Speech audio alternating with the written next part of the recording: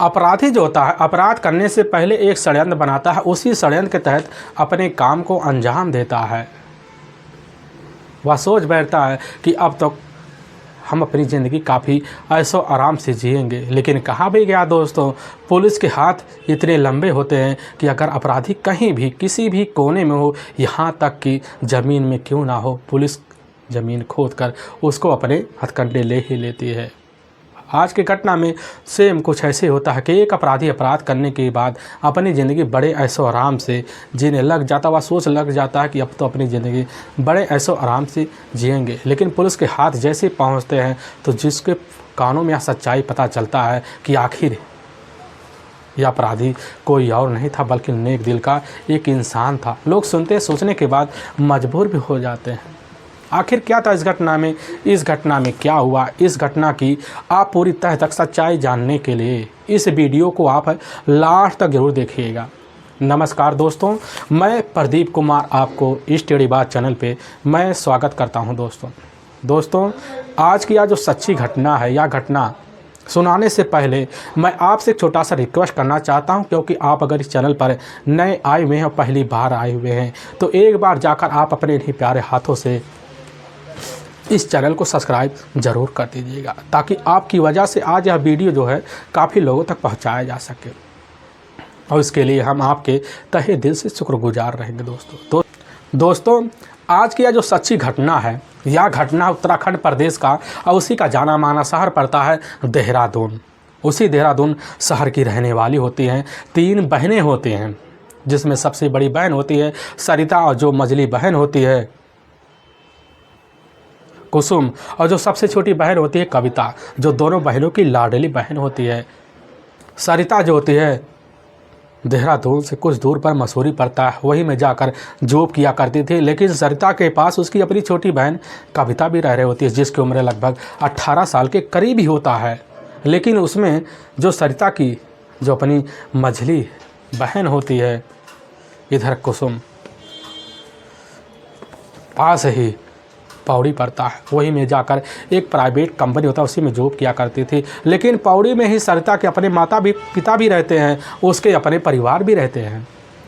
सरिता और साथ में कविता दोनों जो ज़िंदगी होता है एक वहीं की किराए का कमरा लेते हैं, वहीं पर रहने लग जाते हैं। लेकिन सरिता की अपने सपने अलग ही होते हैं। वह सोचती है कि हमारी जो अपनी बहन है, इधर कविता अपनी 12वीं की पढ़ाई पूर्ण करके यहीं पास एक मेडिकल कॉलेज है उसी में दाखिला करवा लेंगे, और करवाने के बाद अपनी बहन की ज़िंदगी तो तरीके से संवार लेंगे। उसी कोशिश में सरिता जो होता है अब कविता के लिए लगी रहती है। लेकिन कविता के जो ख्वाब होते हैं बड़े ऊंचे तौर तरीके भी उसके अलग ही होते हैं। अपनी ज़िंदगी जीने के लिए अपने तौर तरीके से लग भी जाती है। लेकिन तभी मैं बात कर रहा हूँ ठीक 27 मार्च अब साल 2022 का ही दोपहर का टाइम होता है। तो उसी वक्त सरिता जो अपने कमरे पर ही होती है, तो उसी के सामने इधर रायपुर के पुलिस टीम अब पहुँचती है, थाना प्रभारी होती है और वहीं पर खड़ी हो जाती हैं, आवाज़ लगाती है। सरिता अब बाहर निकलती है, सरिता देखती है पुलिस को चौंक से जाती है। थाना इंस्पेक्टर होते हैं, कहने लग जाते हैं कि आखिर कविता है कहाँ। सरिता कह देती है क्या बात है साहब। वहाँ पर इंस्पेक्टर कह देते हैं कि एक बार कविता को बाहर निकालो। और वहीं सरिता अपनी बहन के नाम लेकर आवाज़ लगाती है। कविता घर के अंदर होती है, बाहर निकलती है, लेकिन उसके हाथ में आटे के गुच्छे लगे होते हैं, क्योंकि वह पहले से ही किचन में जाकर रोटियां कुछ बना रही होती है। और पुलिस की टीम जैसे ही कविता को देखती है, लेकिन कविता जैसे पुलिस को देखती है उसकी आंखें फटी की फटी रह जाती, ना कुछ सोच पाती है ना कुछ समझ पाती है। पुलिस की टीम सरिता से कहने लग जाती है कि आखिर तुम्हारी बहन 10 दिन से लापता है। तुम्हारी अपनी जो छोटी बहन है कुसुम ने थाने में जाकर इधर कविता का 17 मार्च को अपने ही थाने में गुमशुदा का मुकदमा दर्ज करवाया है। अब पुलिस की जो टीम होती है कविता को इन कारण से नहीं ढूंढ रही है, बल्कि कविता का एक अपना करीबी दोस्त होता है और साथ में कविता का एक दूसरा दोस्त आकाश हमारी हिरासत में पहले से आ चुका है। और आकाश जो होता है पुलिस के सामने कुछ ना कुछ ऐसी सच्चाई रखा है जिस वजह से अब कविता पुलिस की हिरासत में आने के लिए तैयारी कर ले। पुलिस की टीम जैसे यह बात कहती है कविता अंदर के लिए अपनी कदम बढ़ाती है। वहाँ महिला टीम होती है, जाकर था जब होती कविता को तुरंत ही वहाँ से लेकर रायपुर थाने पहुँच जाती है। और पहुंचने के बाद जैसे बैठाती है तो कविता के सामने उसका करीबी एक दोस्त होता है जो बैठा होता है दूसरी छोर पर, जिसका नाम आकाश होता है, जिसकी उम्र लगभग अब 23 साल के आसपास होता है। पुलिस की टीम कविता से पूछने लग जाती है कि एक बार बता सकते हो आखिर जो लापता युवक है, तुम्हारा जो करीबी दोस्त है, वह है कहाँ? यह बात सुनती है कहने लग जाती है कि हमें कुछ नहीं पता। लेकिन पुलिस की टीम एक ऐसा चाल चलती है, उसी चाल में इधर खुद कविता फंस जाती है। वहाँ पर तेज तर्राते एक महिला आती, कहने लग जाती है जो इंस्पेक्टर होती है कि आखिर हमें सब पता हो गया है, एक एक बात हमारे सामने आकाश रख चुका है। आखिर तुमने किस तरीके मिलकर अपने दोस्त की हत्या की है? यह बात जैसे ही कविता सुनते उसे कहने लग जाती है कि इसमें हमारा हाथ नहीं है। लेकिन वहीं पर दूसरी छोर पर आकाश होता है। आकाश के जो चेहरे होते हैं गिरे होते हैं। आकाश के चेहरे को बार बार कविता लगती है। लेकिन वहाँ इंस्पेक्टर जो होते हैं आकाश को किनारा कर देते हैं।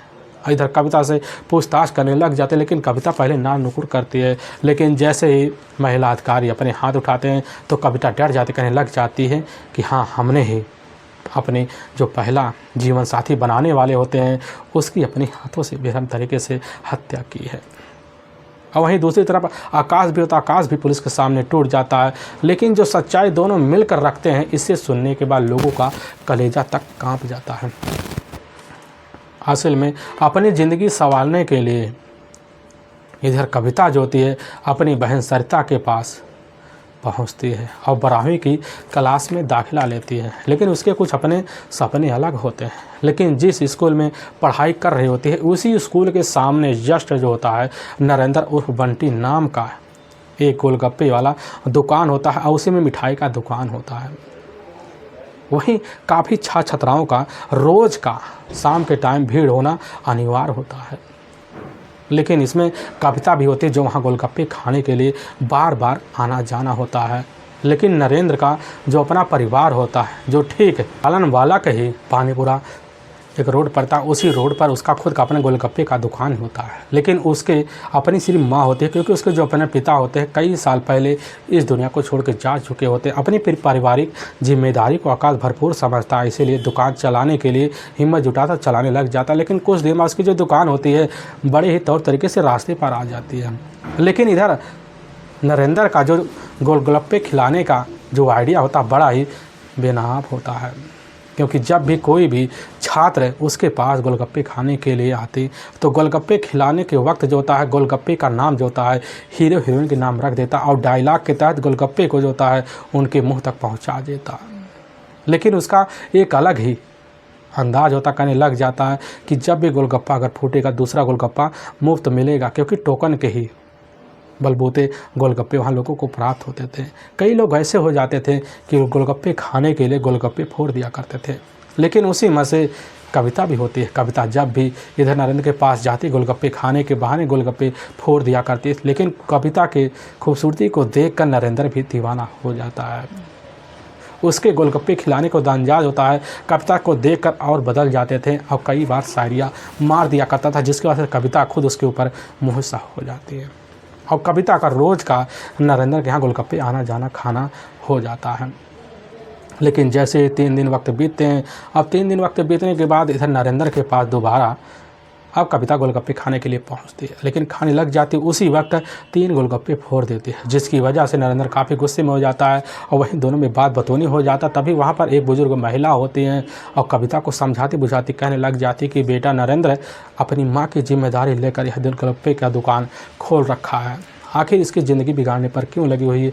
कविता जो होती बात को समझती है और वहाँ से कुछ बात बोल के अपने घर पहुँच जाती है। लेकिन पूरी रात नरेंद्र के बारे में सोच साच कर सो नहीं पाती है। लेकिन 3 दिन का वक्त बीत जाता है।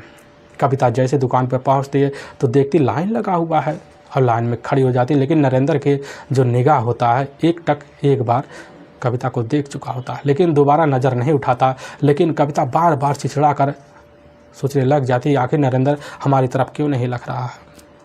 लेकिन जैसे ही इधर कविता का बारी आता है, कविता के पास पहुंचती है, बारी आता है और कविता नरेंद्र के पास पहुंच जाती है और नरेंद्र गोलगप्पा खिलाना शुरू कर देता है। तभी कहने लग जाता है कि आज कैसी याद आ गई, हमारे दुकान के गोलगप्पे तुम्हें कैसे अच्छे लग गए। उसी वक्त कविता कह देती है हमारी गलती थी, क्या करें, हमारी चिड़चिड़ाहट अलग ही है।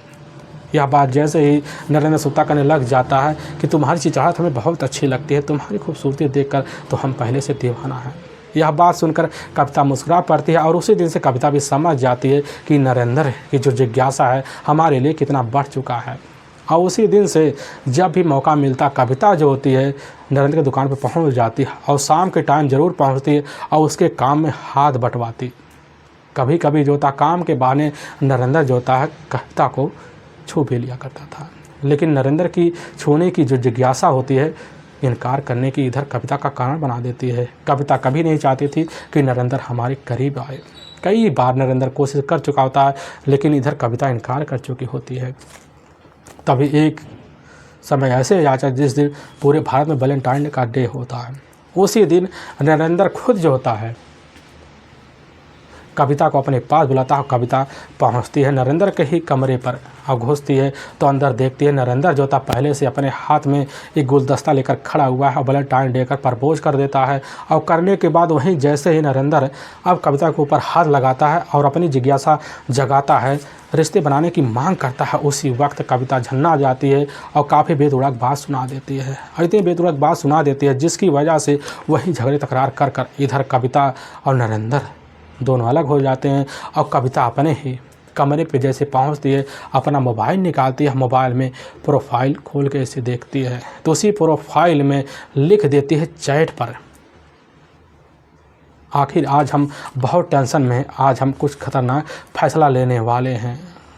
जैसे ही मैसेज लिखती लगभग आधा घंटा बीतता है, उसी वक्त एक मैसेज आता है, कहने लग जाता है कि हम तुमसे बात करना चाहते हैं। और कॉल आता है, कॉल को रिसीव करती है इधर कविता। पता लगता है उसका अपना एक फॉलोअर है जो फेसबुक का ही है जिसका नाम आकाश होता है, जो ठीक धानवाला के ही करणपुर जो चावला चौक पड़ता है वहीं का ही रहने वाला होता है। उसके जो अपने पिता होते हैं सुरेंद्र, जो ठीक 6 महीने पहले ना जाने कहाँ बिना बताए चले गए हैं, उनका कुछ अता पता नहीं चल रहा है। लेकिन आकाश के टोटल 4 भाई होते हैं, 2 बहनें होते हैं जिनकी जिम्मेदारी खुद जो होता है आकाश अपने कंधों पर उठा लेता है। लेकिन आकाश का खुद अपना एक दुकान होता पंचर का, जो देहरादून के ही महाराणा जो प्रताप चौक पड़ता है उसी के पास एक सकरा मोड़ पड़ता है, वहीं पर उसका अपना दुकान है। उस दुकान को काफ़ी जिम्मेदारियों के साथ आकाश होता है चला रहा होता है। लेकिन जैसे ही वह कॉल पे बात करता है कहने लग जाता है क्या बात है, आज तुम बड़ी टेंशन में हो, तुमने यहाँ कैसे मैसेज जो होता है लिख रखा है। कविता कह देती हैं क्या करे, हम तुमसे आज ऐसी बात बताएं जिसको सुनकर तुम दंग से रह जाओगे और हम तुमसे कहीं और मिलना चाहते हैं। आकाश कह देता है क्यों ना आ जाओ, तुम्हें कॉफ़ी शॉप में मुलाकात हो जाएगी। यह बात सुनती है कविता तुरंत ही फ़ोन रख के वहाँ से निकल जाती है, आकाश के पास वहीं रेस्टोरेंट में पहुँच जाती है और वहाँ पर देखती काफ़ी लोगों का जमावड़ा लगा हुआ। तुरंत फैसला लेते हैं और जाते हैं दोनों पार्क में, वहाँ बातें करने लगे। कविता एक एक बात इधर नरेंद्र उर्फ बंटी के बारे में बता देती, कहने लग जाती वह जो लड़का है हमारे पीछे हाथ धो के पड़ चुका है और नरेंद्र को अपने सामने अब नहीं देखना चाहते। यह बात आकाश सुनता कहने लग जाता है कि हमने तुमसे पहली बार जब मुलाकात किए थे तभी बोल चुके होते हैं कि नरेंद्र तुम्हारे लिए अच्छा लड़का नहीं दिख रहा है, लेकिन हमारी बात तुमने नहीं माना। यह बात सुनती है कविता कह देती है चलो हम आज तुम्हारी बात मान लेते हैं, तुम्हारी बात को अहमियत भी देते हैं। कविता ध्यान से जब बात सुनती है समझ जाती कि आखिर हमें नरेंद्र से छुटकारा यही दिला सकता है। नरेंद्र से कह देती है हमें तुम मुझसे छुटकारा दिलाओ, चाहे जो भी कदम तुम्हें उठाना पड़े। आकाश कह देता है कि हम तुम्हारे लिए हर वक्त तुम्हारे साथ खड़े हैं। कविता कह देती है कि हम तुमसे काफ़ी महीनों से दिलो जान से प्यार करते हैं, लेकिन तुम्हारे सामने हिम्मत नहीं होती थी कि इकरार कर सकें। आकाश सुनता है, उसके दिल की जो खुशी की जो लहर होती है उछल पड़ती है और उसी दिन से आकाश और साथ में कविता का दोनों का मिलना जुलना जारी हो जाता है, साथ में घूमना फिरना चालू हो जाता है। यहाँ तक कि दोनों के बीच रिश्ते भी बन जाते हैं और जब बन जाते हैं दोनों को यकीन हो जाता कि हमारी शादी हो जाएगी। तभी इस बात की जो जानकारी होती है कविता अपनी जो दूसरे नंबर की बड़ी बहन होती है कुसुम को एक एक बात की जानकारी दे देती है। कविता सुनती कहने लग जाती है कि कविता देखो, तुम अपनी पढ़ाई लिखाई कर डॉक्टरी का कोर्स कर कर नौकरी पा जाओ, तब शादी करना, शादी तो तुम्हें करना है, यह बात जो होता है पूरी तरह से कुसुम समझा देती। कविता भी समझ जाती है, लेकिन कविता जो होती है फैसला लेते हुए इधर आकाश के सामने शादी का राय मशवरा रख देती है। आकाश और कविता शादी करने के लिए फैसले को आगे बढ़ाने लग जाते हैं। लेकिन इधर नरेंद्र को जब पता चलता है कि कविता और आकाश के बीच प्रेम संबंध बन चुके हैं तो भन्ना सा जाता है और कविता से रास्ते में आकर मुलाकात करता, धमकाते भुमकाते कहने लग जाता है कि तुम आकाश का रास्ता छोड़ दो, नहीं तो तुम्हारे लिए अच्छा नहीं होगा। कविता सुनती कहने लग जाती है, हम कतई आकाश का रास्ता नहीं छोड़ सकते, क्योंकि तुमसे अच्छा तो लड़का आकाश ही है। हमारी ज़िंदगी को नया जो पार है वही लगवाएगा। आखिर हमारे रास्ते से तुम हट जाओ, सिर्फ तुम हमारे अपनी ज़रूरत को समझते हो। यह बात नरेंद्र सुनता है, समझ जाता है कि अब कविता कभी सुधरने वाली नहीं है और उसी दिन से हर बार काल कर कर इधर कविता को नरेंद्र तंग करना शुरू कर देता है। अब कविता समझ जाती कि नरेंद्र हमारा रास्ता छोड़ने वाला नहीं है। लेकिन एक दिन खुद नरेंद्र आकाश के पास पहुंचता, कहने लग जाता, आकाश तुम कविता का रास्ता छोड़ दो, तुम्हारी इसी में भलाई है, नहीं तो तुम्हारे लिए अच्छा नहीं होगा। लेकिन वहीं पर आकाश खुद कह देता है कि अब तुम्हारे लिए अच्छा होने वाला नहीं है, इसीलिए तुम सुधर जाओ। यह बात कहकर आकाश वहाँ चला आता है और कविता को एक बात की जानकारी दे देता है। लेकिन कविता को जब बताता है, कविता कह देती अब तुम्हारे पास कोई समय नहीं बचा है, जल्द से फैसला लो, नहीं तो हमारे लिए मुसीबतों का पहाड़ अब टूटने वाला है। आकाश भी समझ जाता आखिर हमें फैसला अब लेना पड़ेगा और इसी फैसले के तहत अब 16 मार्च साल 2022 का ही जैसे शाम का टाइम होता उसी वक्त कविता नरेंद्र के पास फ़ोन करती थी, कहने लग जाती, आज हमारी जो बहन है कुसुम तुमसे मुलाकात करना चाहती है। यह बात सुनता है और सुनने के बाद नरेंद्र खुशी उछल पड़ता है, कहने लग जाता, लग रहा है उसकी जो बहन आज हमसे लग रहा शादी की बात करेगी। और तुरंत ही नरेंद्र वहाँ से निकल जाता है। लेकिन इधर नरेंद्र के आने से पहले जो होती है खुद कविता अपने ही कमरे में आकाश को एक कोना उसी में छुपा रखती है। लेकिन जैसे ही अब रात का 10 बजे के आसपास टाइम होता उसी वक्त नरेंद्र कमरे में पहुंचता, लेकिन नशे की हालत में झूमता झामता पहुंचता। वहीं कमरे में बेड होता, उसी बेड पे जाकर लेट जाता और उसी बेड पे पहले से व्यवस्था बनाकर कविता रखती है कि कैसे कमरे में रहकर आज घटना को अंजाम देना है। और वहीं जाकर खड़ी हो जाती कविता और बैठ जाती है, एक ऐसा अपने शरीर से पेशकश करती है जिसके बाद नरेंद्र का जो मन होता है डोल जाता है। और वहीं पर नरेंद्र जैसे कविता को हाथ लगाता है उसी वक्त आकाश आता है। आकाश गुस्से में तिलमिला जाता है, लेकिन आकाश को जैसे ही नरेंद्र देखता है तो दोनों में झगड़े तकरार होने लग जाते हैं। और वहीं पर पास रखा हुआ एक डंडा होता है, उसी डंडे को अपने हाथ में कविता लेती है, पहले ज़ोर ज़ोर से पिटाई कर देती है नरेंद्र का। लेकिन जब समझ जाती है नरेंद्र अब ज़मीन पकड़ चुका है तो उसी वक्त इधर दोनों मिलकर नरेंद्र का गला दाब कर हत्या कर देते हैं। रात का जब टाइम होता है सन्नाटा देखते फैसला लेते हैं नरेंद्र की बॉडी को कैसे ठिकाना लगाया जाए। लेकिन आकाश के पास खुद का एक अपना बुलेट होता है, सोच लेता है बुलेट से तो ठिकाने लगा नहीं सकते, क्योंकि बुलेट की जो आवाज़ होती है काफ़ी लोगों के कानों में दंदनाएगी, लोगों को पता चल जाएगा कि यहाँ कोई व्यक्ति आया हुआ था। इसीलिए पूरी रात का इंतजार करते हैं। लेकिन जब सुबह का टाइम होता आकाश जो होता अपनी बहन के पास जाता है, उसकी स्कूटी लेता और लेकर वहीं पहुंचता है और स्कूटी पर एक बोरी होता है, उसी बोरी में नरेंद्र की बोरी को डंप करता है और बोरी डंप करते ही स्कूटी पर बोरी को लाद लेता है और स्कूटी चलाते हुए और पीछे बैठ जाती है पकड़ कर इधर कविता। और चलाते चलाते आमवाड़ा और नूना खेड़ा होते होते तपोवन रोड पहुंचते हैं। वहीं कुछ दूर पर 300 मीटर पर एक जंगल होता है, उसी जंगल में जाते हैं। वहाँ पहले से आकाश जो होता है काफ़ी गहरा गड्ढा खोद चुका होता है, उसी गड्ढे में ले जाकर बोरी सहित बोरी को डंप कर देता है और दोनों वहाँ से निकलते हैं। निकलने के बाद तुरंत देहरादून के लिए रवाना हो जाते हैं। दूसरी तरफ कुसुम को पता चलता है कि 17 मार्च से हमारी अपने बहन नहीं दिखाई दे रहे, तो कुसुम जो होती है अपने नज़दीकी पुलिस थाने में जाती है। वहाँ जाने के बाद अपनी बहन इधर कविता के बारे में गुमशुदा का मुकदमा दर्ज करवा देती है। पुलिस की जो टीम होती है कविता की तलाशी करने में लग जाती है। लेकिन जब तलाशी करने लग जाती है पुलिस की टीम इधर कविता के घर की फुटेज को देखना शुरू कर देती है कि आखिर क्या रहस्य हो सकता है, क्या कारण हो सकता है कि कविता कब निकली। लेकिन पुलिस कविता के मोबाइल नंबर को देखती है, सीडीआर डिटेल को देखती है, तभी पता चलता है कविता के मोबाइल नंबर से 2 अनजान नंबर से बात हुआ करते थे। एक अनजान नंबर इधर आकाश का होता है। लेकिन तभी पता चलता है आकाश जो होता है जिस एरिया में रह रहा था वह भी 17 मार्च से कहीं दिखाई नहीं पड़ रहा है। पुलिस की टीम सोच लेती है कि बस करो, आकाश भी अपने घर से लापता है, इधर कविता भी अपने घर से लापता है, दोनों में कुछ ना कुछ करीबी होगा। लेकिन पुलिस को दूसरे थाने सूचना मिलता है कि नरेंद्र का गुमशुदा का जो मुकदमा होता है वह मुकदमा आकर इधर उसके थाने में दर्ज है।